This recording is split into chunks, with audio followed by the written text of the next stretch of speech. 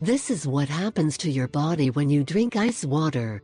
Is there any problem with drinking cold water? Many people actually do, but ignore the undesirable effects that it produces in the body. If you continue to watch this video, we tell you everything that happens in your body when you drink very cold or cold water. The hot water has the ability to open the pores of the skin by the effect that results from subjecting it to a high temperature, which leaves it more flaccid.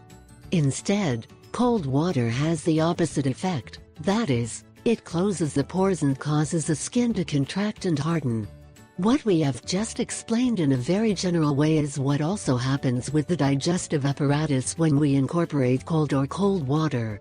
Let's see what happens inside your body when you incorporate water at very low temperatures. To begin with, the most important thing to understand is that water with ice or ice water hinders the function of digestion in our body for food and beverage processing. Why does frozen water make digestion difficult?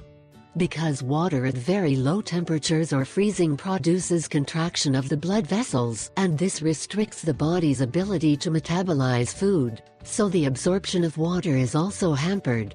On the other hand, the body destines large amounts of energy to mitigate the effects of ice water producing an excess of mucus, instead of allocating that energy in the digestion of food, reason why it enters a lethargy or it is very slow.